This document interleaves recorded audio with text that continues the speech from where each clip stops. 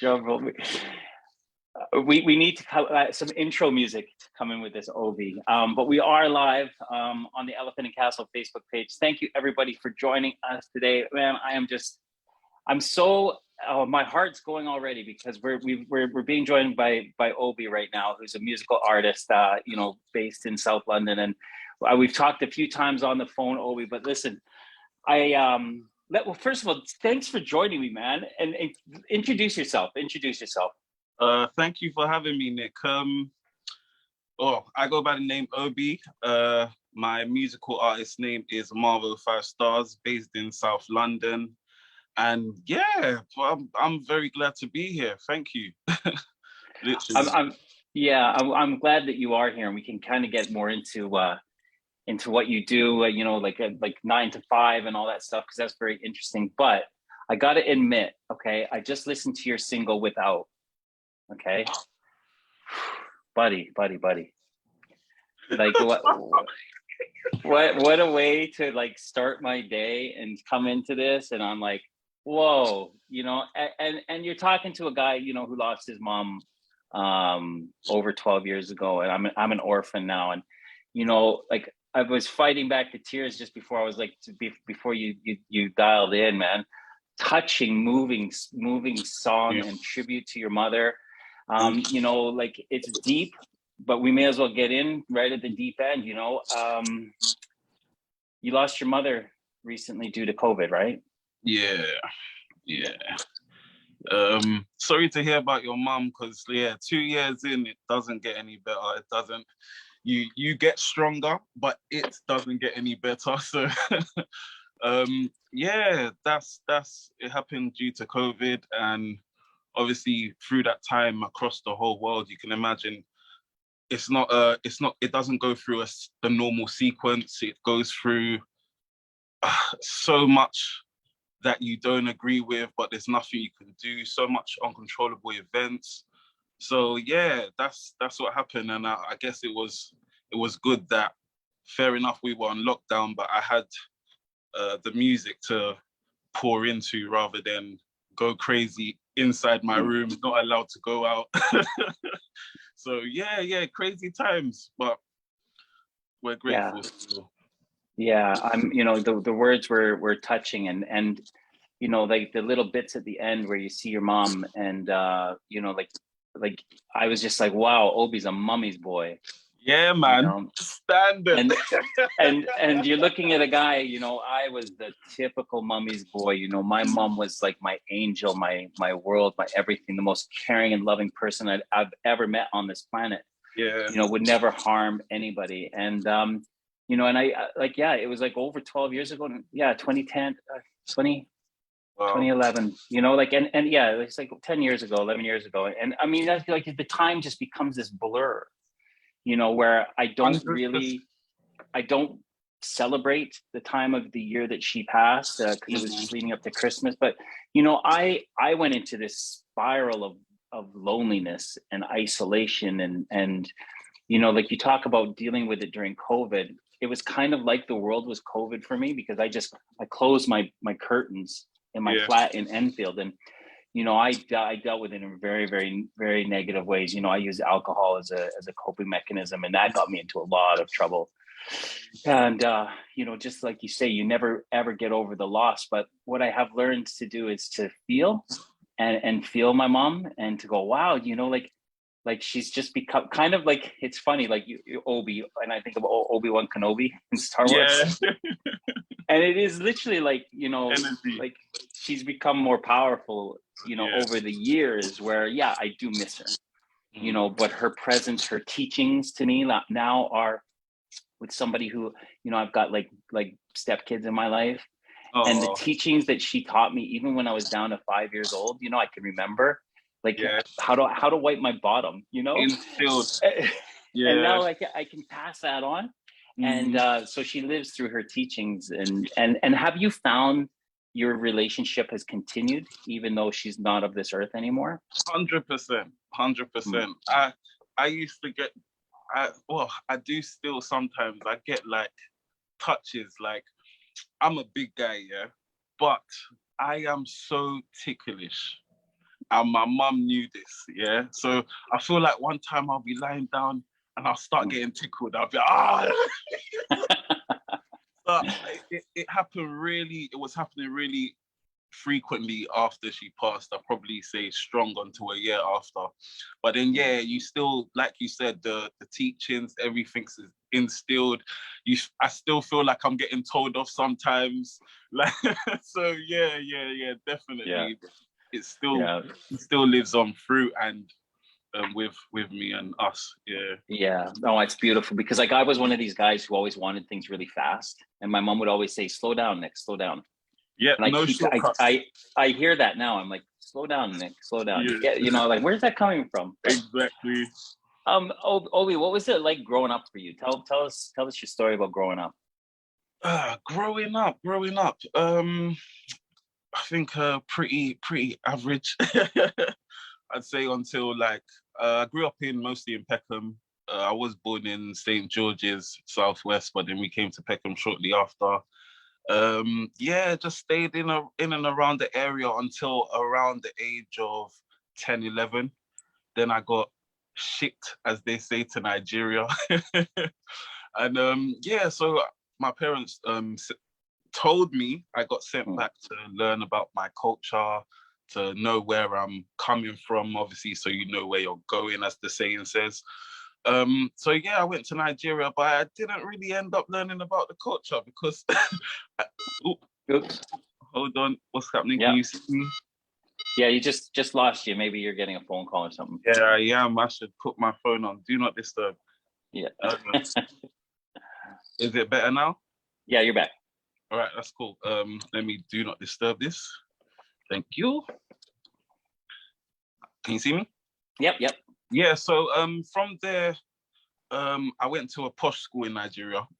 So it wasn't like I went to learn about any culture. It was very posh.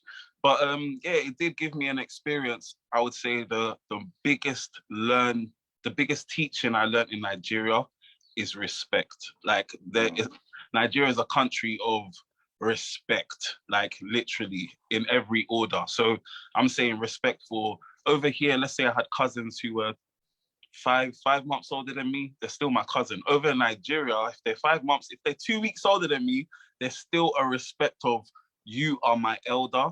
So learning that's what I learned in Nigeria. I only stayed there for 2 years, but that's where I found music.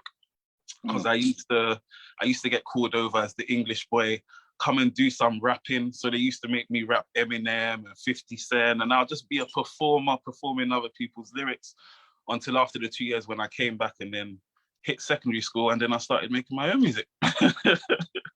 Which we'll talk about. But you also, like, I like the fact that you talked about, artists that you would rap about or rap their lyrics, basically mimicking, right? And it's so you had an influence of hip hop and rap. But what were your influences before that? Because I know you talked about your mom's influences of R&B and soul and My mum was the biggest Lionel Ritchie fan in the world. But yeah, just growing up, definitely waking up to gospel. Like gospel, my biggest gospel artist is Marvin Sapp. Anytime I listen to Marvin, I am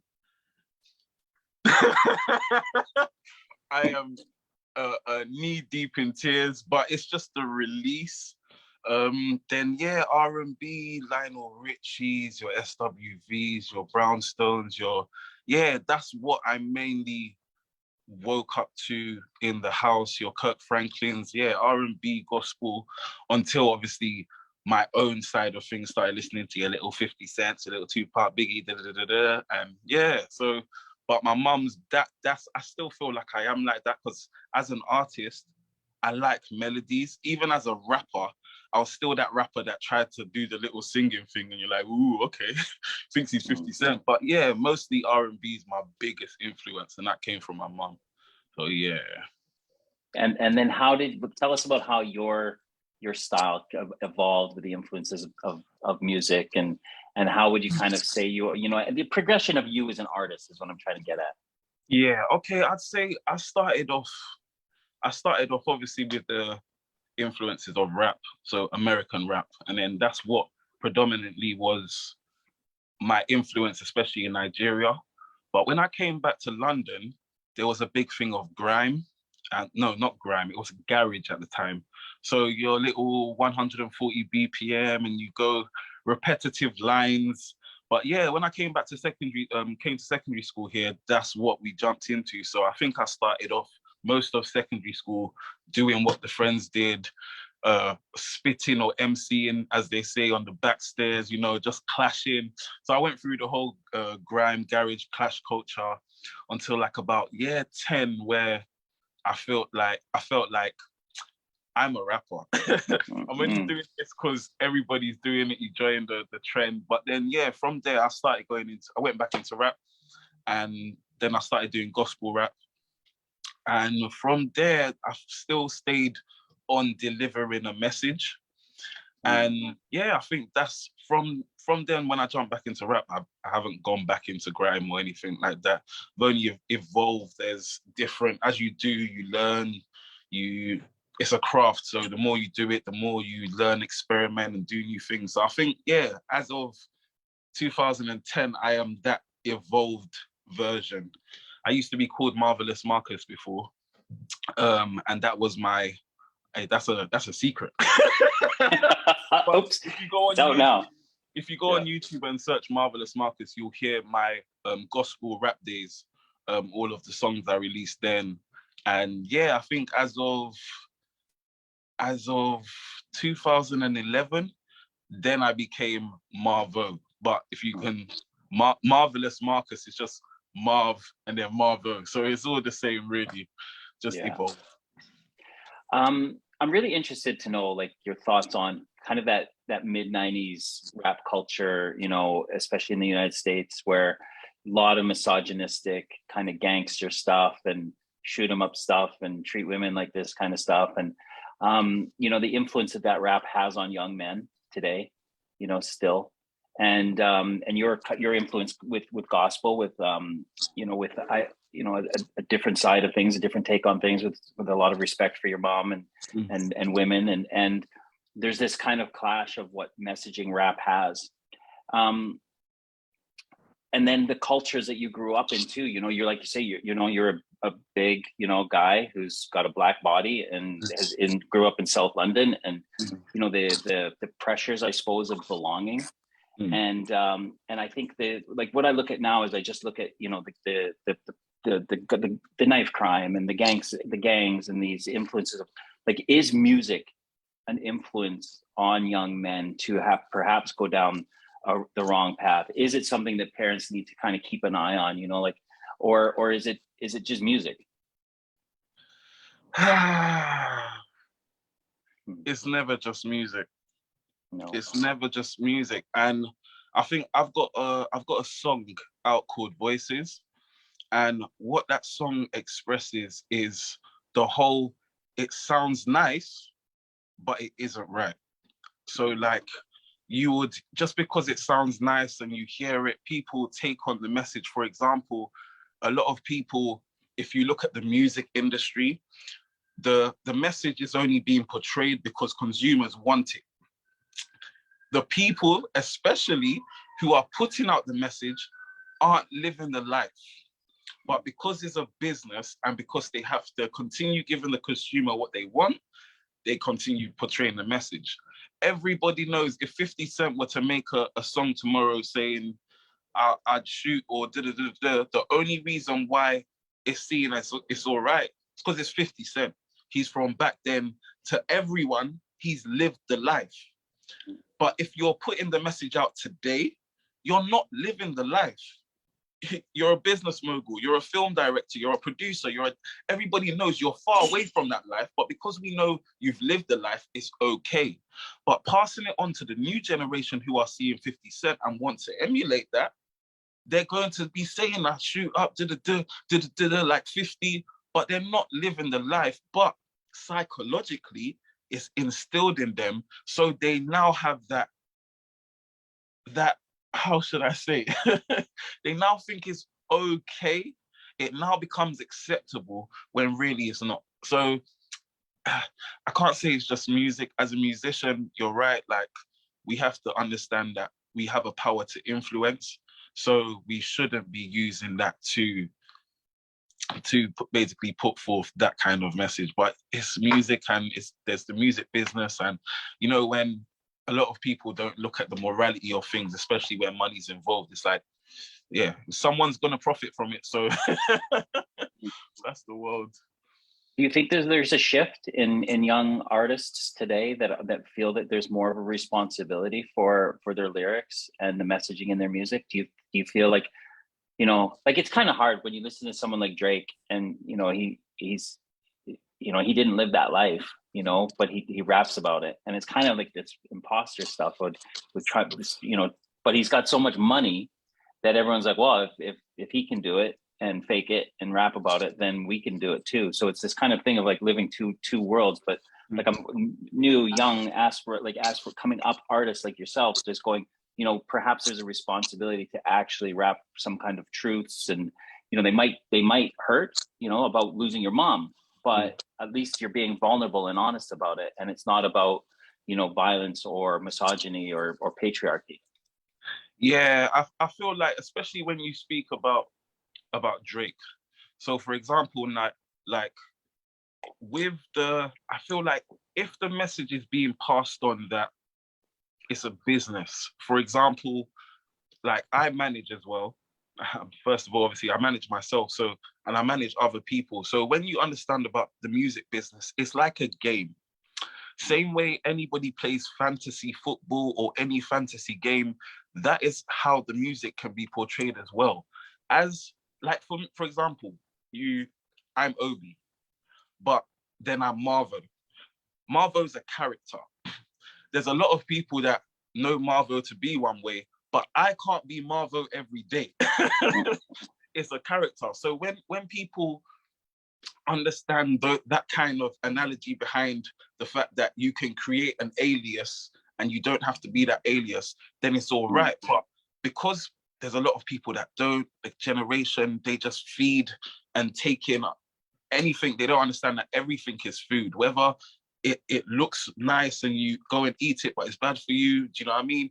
Same way with music, it sounds nice, oh, the beat's jumping, but he's rapping about, we're gonna kill your this and that, and you're taking it in, but you don't understand that everything is food for your body. Whether it's writing on the wall, immediately you read it, immediately you see it, immediately you hear it, you take it in, and your body processes it. And it's just, I think, the knowledge of people being self-aware of how these things affect them, and then the knowledge of what they're seeing, not just to go on sheep mentality where we're just, oh yeah, let's do it, let's just jump on it, do you know what I mean? But I just think it's about the individual. But as kids, that's where parents come in and could nurture that and see that they don't listen, or the reason, or the effect that it has listening to these things. Yeah. I just think, can you dance to it, right? You know, it does sound good. I'm not really a guy who listens deep into lyrics anyway. I just think if it's a cool tune and it sounds good, I like it. But I suppose but yeah, like you know, a 13-year-old and a 10-year-old and a 5-year-old are in my life, and they remember the lyrics, you know, and I'm like, wow, man, first of all, their brains to be able to do all that, but they actually remember these lyrics. And sometimes I hear them repeating some things. I'm like, where did you hear that? You know, and it's kind of all over the place. And it is this thing where you have to take responsibility, but it is also really tough when you know, things are out there on TikTok and Instagram and like YouTube for almost any age. You can't. So I think it comes down to parents and like you say about, I love the fact that, you know, in your time in Nigeria, you come back with this huge word around respect. And it's something that, you know, like instilling, you know, respect and the ideas of compassion and understanding all come from that. And I truly believe that if a child is raised, you know, with ideas of compassion and consideration and vulnerability and respect, then really you can spit any kind of lyrics at them. They're not going to be like, oh, I'm going to go and because I heard it, you know. And that's why I think music is entertainment. But you do have to, you know, a well-parented child is going to be like, okay, that's music. So 100%. But and that's why it's very hard, because that's why it's always a question of, is it just music? Because same way, like, for example, without, I would say I didn't really write without. Like, without is the first song, the first full song that I wrote after my mum passed away. I wrote the second verse of Frozen, but that's because I had started the song before I actually, I started the song before I slept, woke up, got the news, and that was the first verse that came out. Right. The next song after that was Without. Now, Without, normally I'm writing, thinking of metaphors and all of that. Without came straight out. It just, the words came out. If I was writing, it looked like this. And it all came out. So it's like, if someone were to have heard people who listen, like you, and who have heard the song and they take in the lyrics, it's a feeling. I engineered for a girl called Shy. She has a song that's coming out, and it's due to the same thing that she lost her father. And the words, like, even when I hear the words, they resonate. I feel like this is Without part 2. Like some words. So even the start of it saying, what would I do without you? So it's another without, you know what I mean? So when you have songs like that, someone who's going through, someone who's grieving and going through that process will listen to it and feel like, oh my gosh, like I'm not alone. Like, do you know what I mean? Like I can still. So that's why it's like, you have songs like that, and then you have the songs like, and then you're like, it's not just music, because somebody will use the music and take themselves through a tough time. So I take that back. I didn't mean just music. I know, but I was going to your question. Your question. Well, you know, music in terms of expression and feelings and vulnerabilities, I think it's beautiful. And I'm interested to know, Obi, because you said, you know, you've got Marvo and you've got Obi. What's Obi's life like? You know, like what's at the core of your life when you take away the artist side of things, and what kind of, I know they're interwoven, but explain more about Obi. Like, you know what, I try not to link them together. Like, okay. ever since I've started engineering, because a lot of artists know me as Obi in terms of the engineering. Well, Obi's my name, but then when I'm engineering, I'm Obi as well. When I'm on stage performing artist music, I'm Marvo. So the reason why I try to separate them is because, number one, the people who have already said that there's a difference, like I have a collaborator of mine who's Nita the writer, and she's like, Obi is the serious person, the planned, the person who will sit down and calculate. I won't smile, I'll just make sure that everything's on point, business. While Marvo's the, what's going on, my people? Good morning today. How are you doing? You are great. Be amazing today. I'm just wishing all of that. So because there's a lot of energy put behind Marvo, I can't be Marvo every day. No. So when I separate, I'm allowed to put 100% into that character. And then when I'm Obi's everyday life, putting value into people. Obviously I have my 9 to 5, I'm an engineer from 5 to 9. So it's, that's the, I would say, the difference. Marvo's that energy. He's gonna jump on stage, he's going to drag in the crowd, he's gonna make sure that everyone's good, while Obi is just everyday, very introverted, calm, and just get down to business, make sure that everything's running all okay, problem solving. That's what's the 9 to 5? What's the engineer, Obi? What's okay, that? so I have my 9 to 5. I work as a clinical seating specialist. So that's like what we do is clinical seating, like helping. I work partnered with the NHS, and the company I work for is called Seating Matters. We manufacture chairs, tilting space chairs, and basically any chairs needed for rehabilitation or postural support in the community. I think I do work in Southwark, a lot of boroughs all over. And I think if anyone were to, like the other day, I told somebody I'm a clinical seating specialist, and they're like, oh my gosh, do you do the tilting space chair? I was like, yeah, because it's a lot, quite popular in the community. So that's my 9 to 5. And then from 5 to, obviously not 9, but 5 to 9 in the morning when I'm not sleeping, I'm an engineer. So I've always been engineering my own work, like not going to studios. I've always had a studio around me since I don't know, 14. So yeah, then obviously perfecting my craft, I've now been allowed to do it and able to do it for other artists. And so yeah, when I'm not engineering myself, I'm engineering other people. Wait, the day job, what's like, how does that make you feel? Like that's a pretty cool job. Listen, listen, that job, you know, sometimes where it's like my boss said to me the other day, like, we know we're going to lose you soon. But I'm like, do you know what? It's one of those ones where even if I had £1 million, I would still be doing what I'm doing or something. It's so rewarding. Like I walk into an appointment, I'm able just to give the energy, smile, lovely. I'm about to help someone's well-being. I'm about to help their life. So it's just like whatever I come in to do. Like yesterday, I was at a review for someone who had one of our chairs, but sometimes it gets prescribed from somewhere else, and then we just have to go and sort it out. So I went to the job, and then the lady was like, "Oh, this chair doesn't work anymore. Like, I think we need a new chair." And I've got in there, you can see exactly what's wrong with the chair. There's too much recline, it's making her slip out. So we need to bring up the back angle, increase the foot plate, bring it up so it can fully support the calves. So from when I just come there, calculate everything, sort out the chair, and then the niece was like, "Oh my gosh, the chair's perfect." But it's just that that joy I bring people. That's why I do that job. Before then, I was in something as well. I actually used to be a bus driver.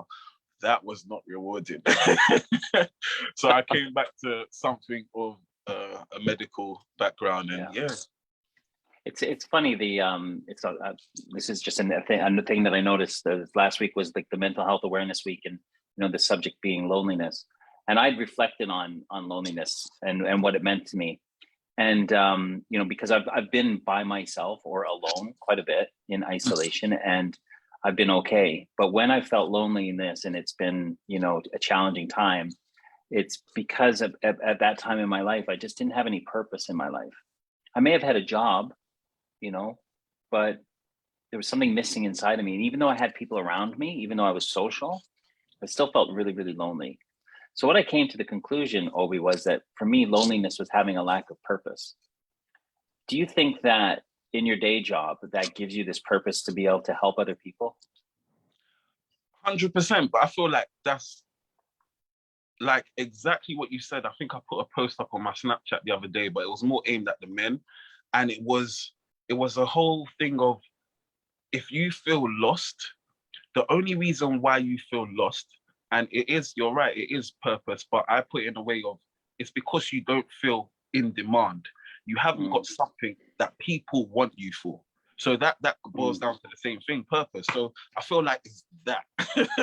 If you had something that you can give the world. So even with my day job, I feel like that gives me a reward, but I meet people on a day-to-day basis, and I'll meet someone for 5 minutes. And I feel like just because I'm smiling, they speak to me and I have a word for them. And that's just giving me purpose. So I feel like it is, once you know that you can be a light to the world, you're purposeful every day, no matter what you're doing. But then, yeah, my job definitely. You said that you were kind of, that post that you made was for men.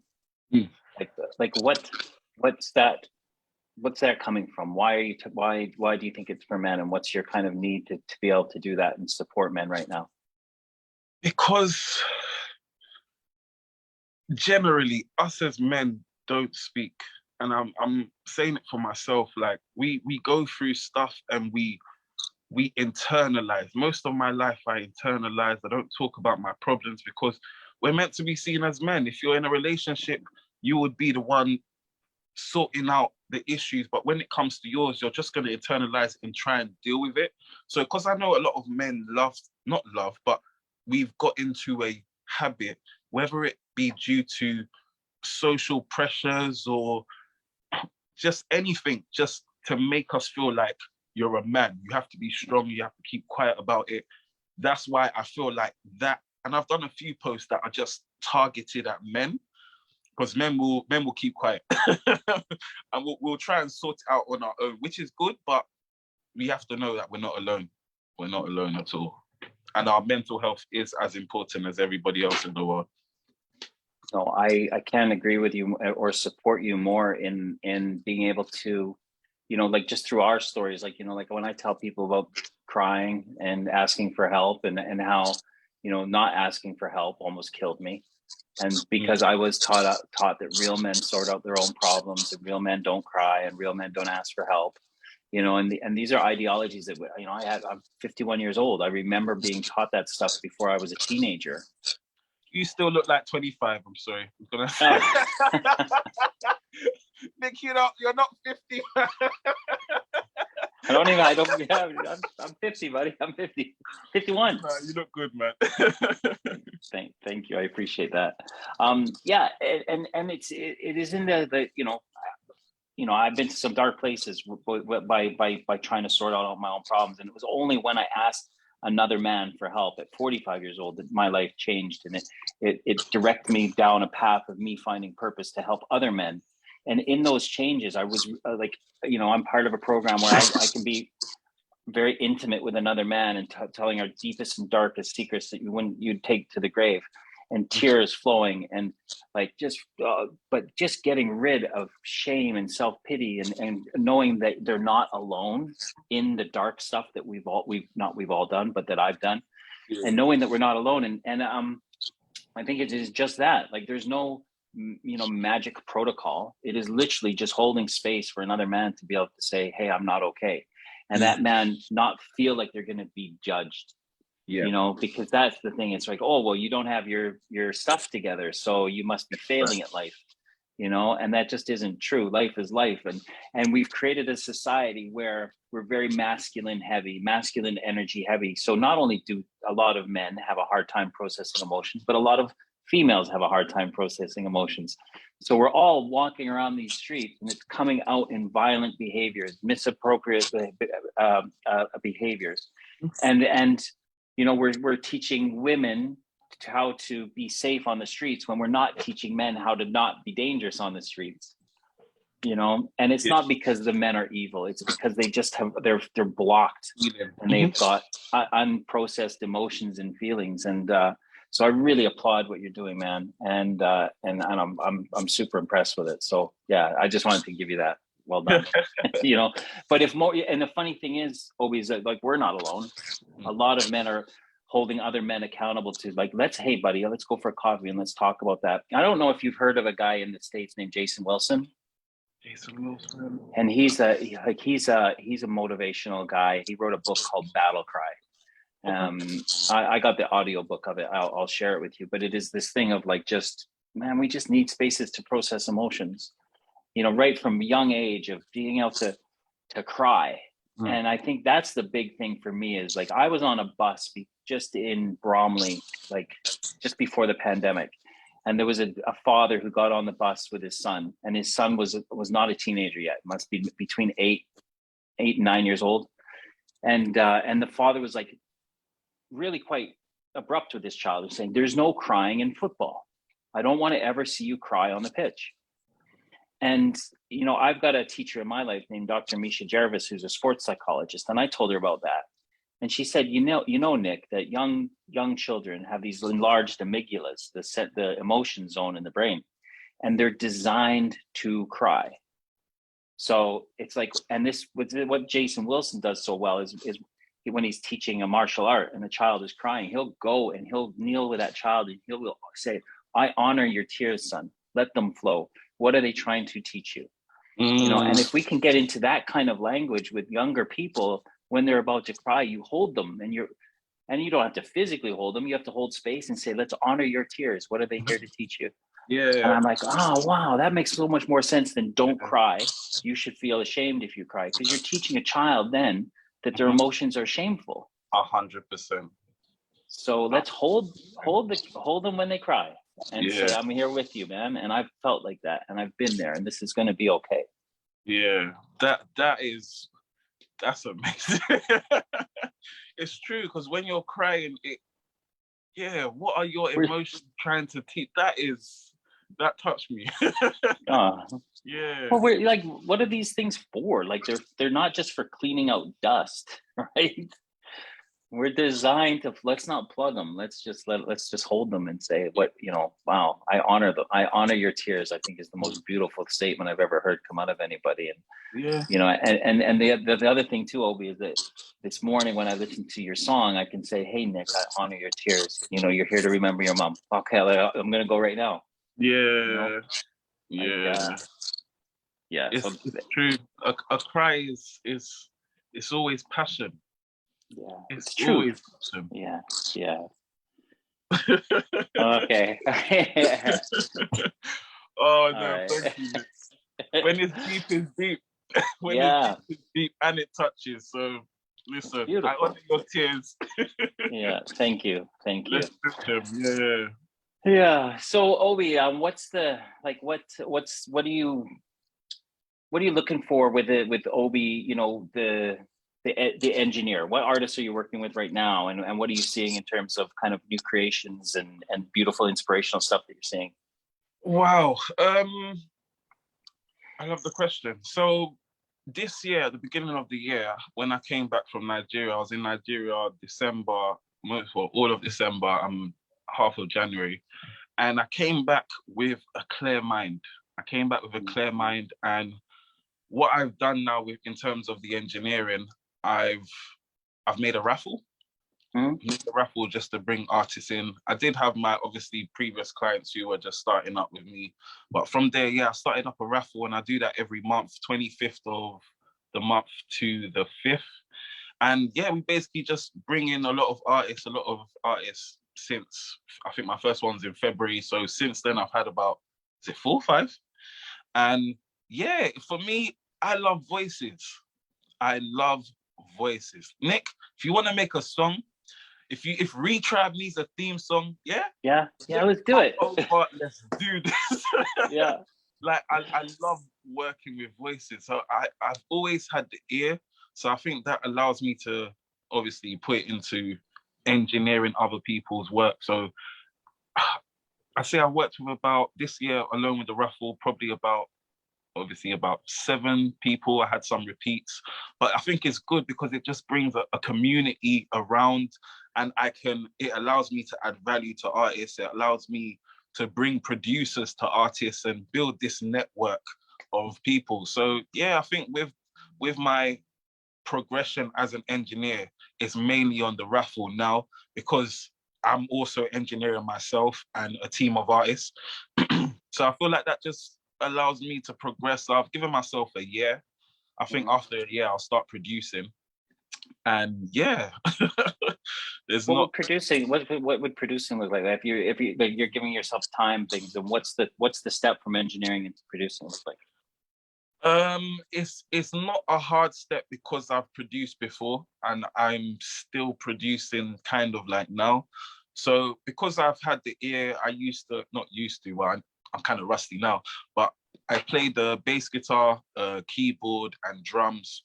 So I feel like because of my instrumentalist background, it allows me to put it together down on the computer. So just actual production. But because there's a lot of things you need to learn, there's a lot of techniques I'm going to have to learn, especially to bring it into modern day styles. I feel like if you ask me to make a beat now, I'll make something for you. But if you were to compare it to what's out there, you'd be like, it sounds kind of basic. But it's just because there's things that need to be done to that to make it more modern per se. So I feel like, I've given myself that time because I don't want to say, I want to start producing and then forget about the engineering, I forget about the art, songwriting. So I'd rather just give myself time, lock down on engineering, be a better engineer, then I can translate it to producing. What about then Marvo, the artist? What's in store for? Marvo is so active. The good thing is I have Marvo on autopilot. So there is always unreleased music. I have probably 20 to 25 singles ready to go, ready to just get out there. So it's never going to be like, oh, Marvo's not doing anything. As a result of the music comes videos, interviews. Like I dropped a collaborative EP called More Left Than Right on the 3rd of May. So obviously that one's in play. I've got a collaborative song. That one should be a viral hit called Simon Says. That one should drop in July. I've got a whole album, a collaborative album called Elevate with artist J Crims, my brother. That one, we've finished the album. We've been drip feeding the singles, but then the album's ready to drop at the end of the year. Immediately I got back from Nigeria in January, I made a whole album, a whole Afrobeats album. So that's ready to go. So I have a whole year round the clock of music ready for Marvo to drop. What about live performing? Are we going to be able to see you anywhere? Yes, my last live performance was 2 weeks ago. That was actually my first performance back on stage after over a year. And it was nice because it was at a platform that I've won 2 awards at. So it kind of felt like home. And I remember I visited like a month before and everyone was happy to see me. It was like nice. It was like I was still in lockdown until I came to this place and it's like, oh my gosh, everybody's here. And everyone's like, oh my gosh, are you performing? Are you performing? I'm like, no, I'm hiding. I just came to show support. And I'll say the reason why I went especially to that show is because a lot of people know me as Marvo, but since then I had engineered for a few artists on the platform. So when I went to see them, and they performed songs that I engineered. It was nice, but then some people were like, oh, Marvo. And then after you had someone say, oh, but he's Obi as well. It's like, oh my gosh, you're obvious. So it was so nice. But then because of the welcome, I did say, all right, cool, I'll go back and perform. So I went a month after, sometime after, and that performance was amazing. Like what's like, I'm just trying to think right now because like I want to bring the boys to come and see you, but they're like 5, 10, and 13, so that might be a little bit too young. I'll keep you in a shout. I might do a little day party, family event. Oh wow, I'll keep you in the loop.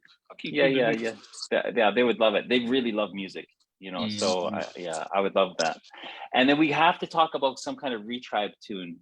Because Retribe, the whole reason why we set up Retribe, right, was to honor our human evolution and our need to belong to a community and to contribute to the community, not take away from the community, and to honor that, but to live in the now, not to live in the past, but to honor our lineages to where we got to where we are because we were part of a community. So we'll have to think about something like that too. Like, yeah. I'm ready. Whatever you need, even for you. If you got an idea, we sit down. I might start producing. I might start producing a little something. But let's do it. It's done. It's done. Obi, I told you 45 minutes was gonna fly by, eh? Is it? Wow. Yeah. I could sit here easily for another 45 minutes, but I know you got to get off to work. But literally, I feel like I could too. Yeah, you are an amazing man and inspirational, and I'm so glad that we've met, and let's stay in touch. And you know where I am, so I know where you are. Let's not wait too. This is the thing. I'm having my hip replacement on Monday, this coming Monday. Wow. So I was going to ask you in your day job, like, am I going to need one of those like special seats to put me down on the toilet? No, I hope not. I hope not. Wow. Yeah. No, my mum had hers done, I think just 8 months before. And for me, is it squirmish? What's the word? Like me, if I see blood. Yeah. It's not even my fault. Like I'll say I'm a big man, yeah, man. But then because my brother has sickle cell, or I like to say had sickle cell, he used to get blood transfusions. We get blood transfusions. So I used to follow him for like blood tests. Immediately I see them pulling the thing out. I'm just like, and then I'll wake up to all the nurses looking at me like, are you all right? I'm like, Yeah, I'm good, man. I'm good. My head. But yeah, so I feel you on that, man. I'm wishing you a very successful operation. I think it'll be good. I'll have a new lease of life, so it'll be all good. Yeah. Obi, thank you for joining me. I really appreciate it, buddy. Thank you so much, Nick. We gotta make thanks What's that? We gotta make the tune, yeah? Yes, please. Let's do it. Big up Retry. Big up everyone. All right. Bye, everybody. Thank you for joining us, Obi, and thanks everybody at the Elephant and Castle community. We'll see you on Thursday at 11 a.m. for a Tough Through Tender workshop. Until then, goodbye, everybody.